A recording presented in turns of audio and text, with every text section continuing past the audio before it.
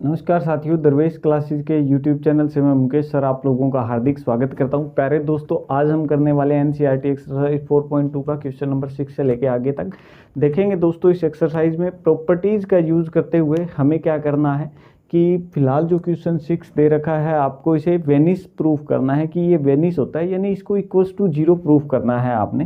तो देखिए हम इसको कैसे करेंगे।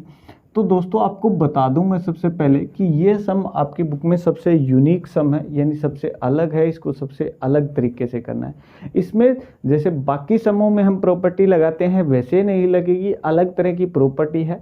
इस सम को आप कम से कम ध्यान में रखिएगा भी, ये सम अलग होता है। मैथ में याद करने जैसा तो कुछ होता नहीं है, लेकिन फिर भी आप इसको समझ लेंगे। मेरे कहने का मतलब है कि जैसे केमिस्ट्री में एक्सेप्शंस होती हैं, वैसे ही आपके पास यहाँ पे भी एक्सेप्शन है। देखिए, क्योंकि यहाँ थोड़ी सी अलग तरह की प्रॉपर्टी लगती है, लगेगा लॉजिक ही दोस्तों, ठीक है।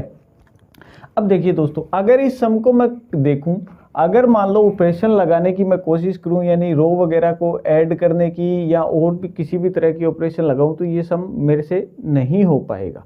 तो ऐसी सिचुएशन में हम क्या करेंगे दोस्तों, इसे इक्वल्स टू 0 प्रूव करना है। तो आप सबसे पहले कह देंगे कि ये कोई एक मैट्रिक्स ए का डिटर्मिनेंट है। मैट्रिक्स का क्या नाम देंगे, ए देंगे दोस्तों। इसके बाहर मैंने 2 वर्टिकल लाइन लगा दिए, यानी ये मैट्रिक्स का डिटर्मिनेंट है। कौन सी, उस मैट्रिक्स का नाम क्या है दोस्तों, आपका ए नाम है। अब दूसरी बड़ी बात है इस सब में जो हमने यूज करना है दोस्तों, वो ये है कि आपको पता है फर्स्ट प्रॉपर्टी क्या कहती है डिटर्मिनेंट की आपकी, कि जो ए का डिटर्मिनेंट होता है, यानी कोई भी जो मैट्रिक्स का डिटर्मिनेंट होता है और उसके ट्रांसपोज का जो डिटर्मिनेंट होता है, वो दोनों इक्वल होते हैं। तो कैसे निकालेंगे हम उसको, तो आपको पता होना चाहिए दोस्तों। हम क्या करेंगे दोस्तों, यूज करेंगे क्या, कौन सी प्रॉपर्टी का, using that determinant of A is equals to determinant of A dash. इस प्रॉपर्टी का हम क्या करने वाले हैं, यूज करने वाले हैं। अच्छा, इसको ऐसे भी लिखा जा सकता है, determinant of A is equals to determinant of A dash. उम्मीद है दोस्तों आपको ये समझ आ गया होगा। अब इसको हम कैसे करेंगे, देखिए इस मैट्रिक्स को नाम हमने ए दिया है। तो अब आपको यहाँ समझ लेना चाहिए, अगर मान लो ये मेरे पास एक मैट्रिक्स ए है, तो इसका ट्रांसपोज भी निकाल के देख लीजिए आप लोगों के पास क्या आएगा। देखिए ये मैट्रिक्स ए है, अगर मैं देखूँ इसका ट्रांसपोज करने की कोशिश करूँ, तो मैं सबसे पहले इसका ट्रांसपोज निकाल लेता हूँ ए डैश का, ठीक है। इस बार मैं मैट्रिक्स ही लिख रहा हूँ। डिटर्मिनेंट और मैट्रिक्स में ये फ़र्क होता है दोस्तों कि यहाँ क्लोज्ड ब्रैकेट लगती है, यहाँ वर्टिकल लाइन लगती है। तो इसको थोड़ा सा ध्यान दीजिएगा, यहाँ पे मैंने मैट्रिक्स लिखा है, डिटर्मिनेंट नहीं।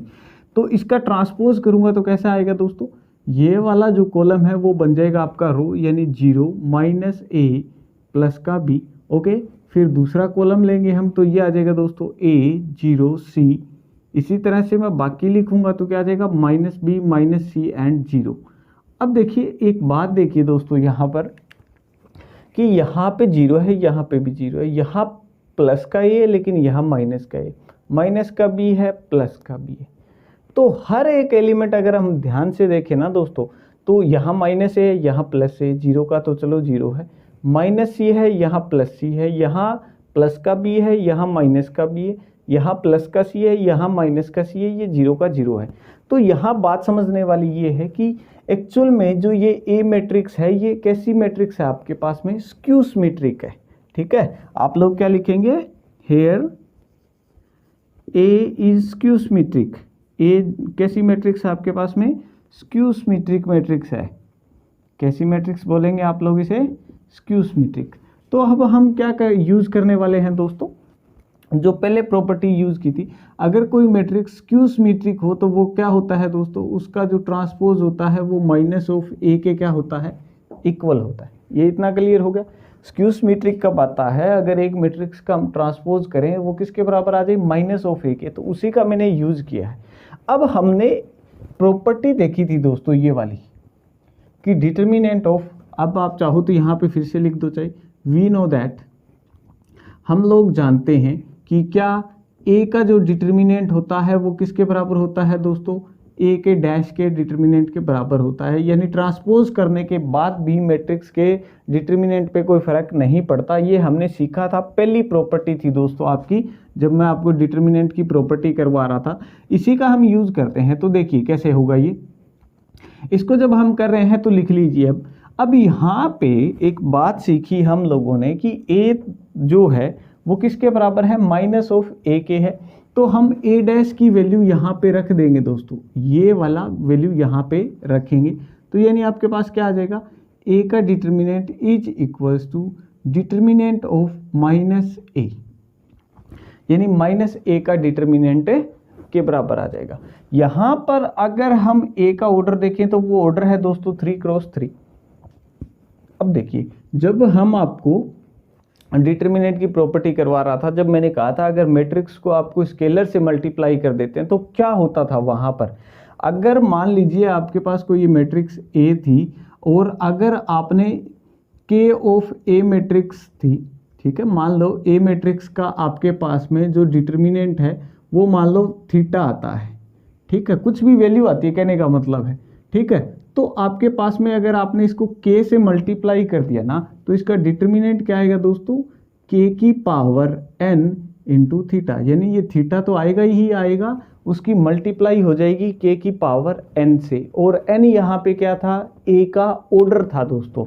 और यहाँ पे मैट्रिक्स हमेशा कैसी होती है, आपके पास में स्क्वायर मैट्रिक्स होती है, यानी नंबर ऑफ रोज किसके बराबर होते हैं, नंबर ऑफ कॉलम, इसलिए सिर्फ n देखा जाता है। तो वहाँ पे आपको कंफ्यूज होने की ज़रूरत नहीं है कि n है वो नंबर ऑफ रो है या कॉलम है। तो यहाँ पे अब हम इसका यूज़ कर लेते हैं दोस्तों, देखिए कर ले।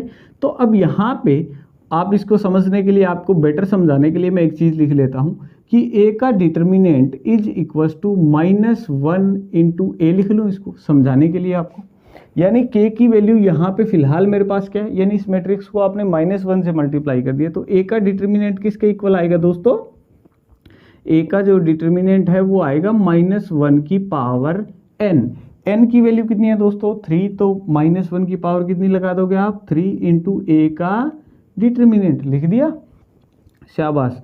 अब आगे बढ़िए, a का डिटर्मिनेंट इज इक्वल्स टू -1 की पावर 3, यानी -1 को 3 टाइम मल्टीप्लाई करेंगे, माइनस आएगा इंटू ए का डिटर्मिनेंट रहेगा, ए का डिटर्मिनेंट माइनस ए डिटर्मिनेंट इधर लेके आइए, क्या होगा आपका, ए का डिटर्मिनेंट पहले पड़ा है, ये माइनस वाला इधर आके प्लस का आ जाएगा, इज इक्वल्स टू सामने क्या बचेगा 0। यहाँ से जब इसको ऐड कर देंगे तो क्या आएगा दोस्तों, 2 ऑफ ए का डिटर्मिनेंट इज इक्वल्स टू 0। ये 2 तो स्केलर है दोस्तों, यानी कांस्टेंट है, कांस्टेंट उधर जाएगा तो कुछ फर्क है पड़ने वाला है नहीं, ठीक है। तो क्या होगा आपका, तो ए का डिटर्मिनेंट किसके इक्वल आ गया दोस्तों 0 के, और ए का डिटर्मिनेंट ही हमें क्या प्रूफ करना था दोस्तों 0, यानी ये जो मैट्रिक्स आपको दे रखी थी आप लिख लेंगे इसको, जो मैट्रिक्स थी किसके बराबर आ गई दोस्तों, हैंस ये किसके इक्वल आ गया 0। यही आपका क्या है आंसर है।